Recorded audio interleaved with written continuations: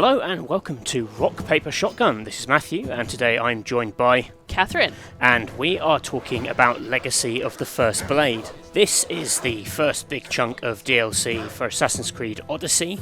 We reviewed the first episode of this a few months ago. Catherine did that. I did indeed. Which is why we've enlisted her back today. I have now finished the DLC. I played the final part 3, which is called Bloodlines, last week.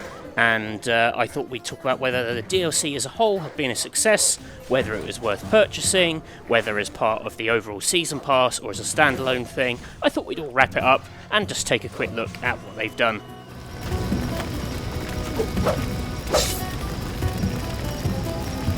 You're too late.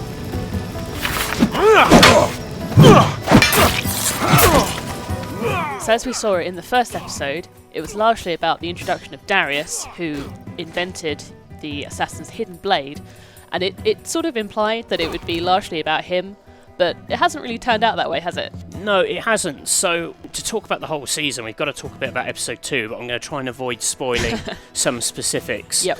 The DLC in general has emerged as a kind of a tale about sort of settling down. Yeah. It's almost about what happens to an assassin after their work is done, in a way. Yes. And in episode 2 concludes with Cassandra, or Alexios, I was playing as Cassandra, settling down. I won't say exactly what happens, you've probably read about it already online, but in case you haven't, you're going in blind, I won't want to spoil it. But there's quite a big shift in the character's life. Yep.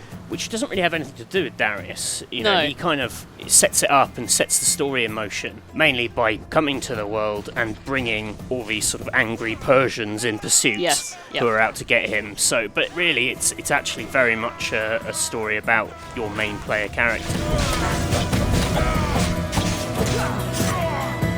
This particular episode takes place in Messenia. It's an area I don't think you go to a huge amount in the game. You've played a lot more of the game than I have. I think I have been there, probably more in a clearing out the map kind of. The theme with the 3 parts of the DLC has been taking areas of the map that weren't used as much in the campaign and giving them more to do. So the second episode was in I'm so bad with the name pronunciation. I write them down in my notebook, but I don't ever write down the kind of phonetic pronunciation. No. Akia, which was a kind of a big dock area, and that chapter was all about naval battle, and you were trying to stop a blockade just outside the port, and it was a really nice fit. I felt like it really made the most of this kind of big port town. This one is set in the kind of big military production lines, so it's quite a grim, sinister landscape. It's all very sort of foggy and muddy and sort of downtrodden. Kind of reminds me a bit of like Mordor in Lord of the Rings. So it feels like a good place for the kind of the final smackdown, battle, as it were. I followed your journey from the beginning. I've written quite a bit about you, actually. In fact, some of my most popular work is about the Eagle Bearer. So it seemed in the first episode that you might at one point play as Darius. Did that turn out like that? I don't know if it's a spoiler to say no. You always play as Cassandra or Alexios. Yes. You don't become Darius. This is actually sort of tied into what I was just saying about the story. I was actually surprised that Darius isn't really the kind of main focus of the DLC. Like, he's there to kind of set it all in motion. You have this sort of student-master relationship with him. Like, a lot of missions are preceded with conversations where you're discussing your approach. He likes everything to be quite stealthy. You're quite hot-blooded and aggressive. And I wondered if that was going to sort of amount to something, like there was going to be you would displease him or impress him in some way, but actually it was just sort of colour. I think he's more there as a nod to the fans, this kind of lore deep cut in terms of, you've heard of Darius, now you can kind of hang out with him a bit. You don't get to be him, sadly you don't get to wield the hidden blade, which is something I spent every part of the game expecting it to be introduced, and it never was. That's a shame. The story arc across the 3 parts is called Legacy of the First Blade, and actually, the more I played of it, I began to realise the emphasis is on the legacy bit rather than Blade and Darius. It's about parents and children and what happens when assassins have to move on, their relationship with their families. Can you have a family as an assassin? Like, Darius brings this stuff into play, and some of these questions then have to be answered by Cassandra, which is kind of interesting. It actually reminded me of, weirdly, Red Dead Redemption. Right, yeah. In that Red Dead Redemption 1, spoiler alert, sort of ends with you returning to domestic life. Yeah. I'm not going to spoil Red Dead Redemption 2, but it kind of deals with similar themes, and it almost felt like a sort of epilogue to Assassin's Creed Odyssey of kind of, can you return to normalcy? The weird thing is, though, this DLC can be played at any point. I think you have to be level 28 and you have to have beaten Chapter 7. Yes, it's after Naxos that the whole DLC becomes available, which, as people who have played the game will know, is sort of maybe about, I would say, roughly 2/3 of the way through the main story quest. Yeah, I personally think it would be pretty weird if you went off and did this, because of the stuff that happens. You're out of action for some considerable amount of time. There's quite a passing of time in it, and that's what I mean about it feeling like it has an ending, which is odd because I know the game has endings aplenty. Like, it kind of has 3 sort of key big story strands. This is almost like the 4th strand. Yeah. I think it just has to be played after you've done everything else for it to make any sense. I would agree. Yeah. Otherwise, you'll just be kind of thinking the whole time, why wasn't this mentioned? Which it's good on one hand because they wrote a proper story that kind of matters and some quite key stuff happens. Yep. But on the other hand, it doesn't really make sense as a separate side story. No, not really. You'd spend the whole time going, why aren't we talking about X? Do you have a hero name, Mister? So in episode 1, a lot of the missions that you were given were very much the same as what you were doing in the main game. There was a sailing bit, there was a fort infiltration. Did the rest of the DLC, did that kind of expand what you ended up doing in the end? Not really. I think it did a slightly better job as it goes on of maybe tying the missions into the areas. So like there was a lot of naval related stuff in part 2. In part 3, I felt like it was working towards a conquest battle because a lot of the missions were about destabilising the ties between the Persians and the kind of forces in the region. Right. But just sort of played out in the story. Like there wasn't, you never end up doing one of the big kind of conquest battles. Yeah. But you had to like win over a general by doing a small naval battle for him, which was actually quite a good mission because I got to use my flamethrower that I got at the end of part 2. Yeah.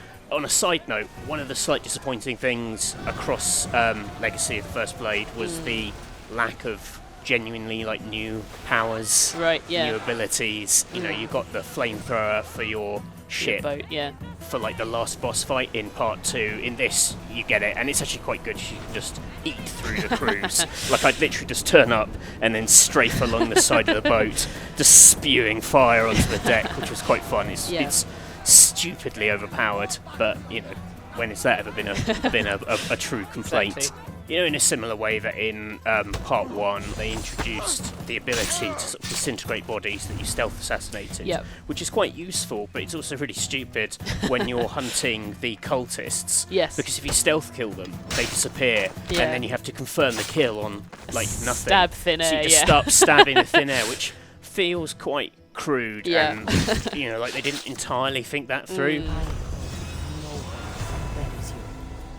I will say, like, I felt difficulty in part 3 was pretty tight. Part 1 had a couple of boss fights that were definitely tricky, and part 2 was relatively easy because it was just the meeting was like naval battles were quite easy to win.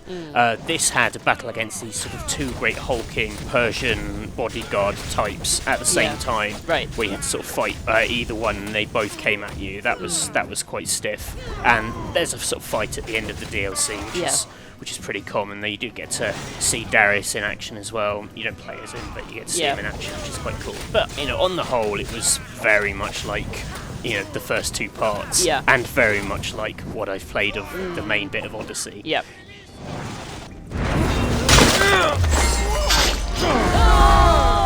I think my favourite thing about the DLC in its entirety is the fact that it introduced like another set of cultists. Yep. You know, the Order of the Ancients were Yes. introduced in part 1.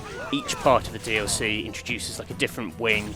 They never had more than 6 or 7 to kill, yeah. so it's like a much reduced version of the overall cultist screen. We're not actually allowed to show the cultist screen because it's got full of spoilers, obviously, because it's got all the finished.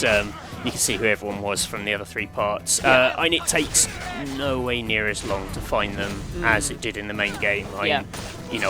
In about 4 hours, I think I had the game. I did all the story missions and did all the cultists from part 3. Yep. And I've already done the cultists in part 1 and part 2. Yep. If you add it all up, it's probably like 10 to 12 hours, I'd Yeah. say, to clear out everything. Zeus's balls! Do you know what this is? Broken? It's adamantine!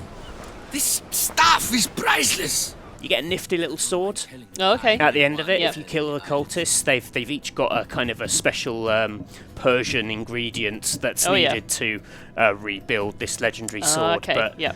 by this point in the game, you know, if it's like your save file, which was just having a look at, you know, where you've done everything, Yeah. I mean, you know, it's kind of which almighty god item Yes. would you like? Would Sir care to use? Yeah. You know, there's so much stuff Yeah. that it just. It's just another kind of trinket. To stick Yeah, in it's your like inventory. another god-killing Yeah. sword onto the pile of god-killing swords.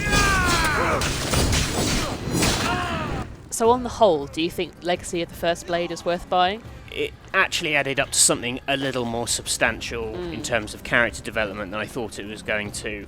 I was a little disappointed it didn't add anything new. You know, there's an argument for there's a lot of recycling of like Yeah. the world map. You know, by itself it's about £20. Yep. Where the season pass is about 35. Right. And the season pass also comes with another piece of DLC about Atlantis, which we haven't seen anything of, and also comes with the Assassin's Creed 3 remaster. So Yep. it feels like for less than half Yeah. again, you're getting a lot more. As a standalone story, I don't think it's worth £20. I mean, that's almost half the price of the main Yeah. game, and it's a 10-hour story in a 100-hour game. I mean, just to do the crude maths of the thing, it Yeah. doesn't really add up. Yeah. I don't really think it delivers on the Darius-ness of it Yep. that you might be hoping for if you're Yeah. a fan. I don't think it will change your mind or like reveal anything great about that character. I mean, Yeah. it really is about the main characters. But it's not inoffensive, you know, it's a very satisfying game to play. Like the central loops of, you know, find a clue, find a cultist, kill the cultist, kind of clear out the area, get a Yeah. little bit of loot. Yeah, it's satisfying, you know, there's Yeah. a reason people play this for 100 hours, and I imagine if you have played it for 100 hours or more, you won't feel like you've wasted another 10, 12 Sure. on this. I'm personally a lot more excited about what happens in the Atlantis DLC. Well, certainly the Atlantis bits that you do in the game are all, you know, the ancient Greek kind of mythological beast. So hopefully, maybe we'll see more of that as well. Yeah. If it's, you know, if it's going to be tied to Atlantis, I would hope that there would be some, you know, some more outlandish boss battles in there. I'd still maybe hold off on the season pass just until we've seen Atlantis. And, Yeah. you know, even though you're getting Assassin's Creed 3, but I don't know if that's as much of a bonus as I've seemed to think it is. Yeah. I played that game. Boy, there's a lot of walking in underground tunnels, lighting torches. That's all I remember from Assassin's Creed 3. Yeah. And a 10-hour tutorial. Please do let us know in the comments if you've played all 3 parts, what you made of it. Let us know your theories for what they're going to be doing in Atlantis DLC, or let us know what other DLC you'd like to see them do. If you have any questions about the DLC, please do ask them. I'll try my best to answer them as soon as possible. And if you enjoyed this video, do think about subscribing to the channel, because we love subscribers more than anything else. So thank you very much, Catherine, for joining me. That's all right, no worries. And we will hopefully see you, Catherine, and you, the viewers, again soon. Bye for now. Bye.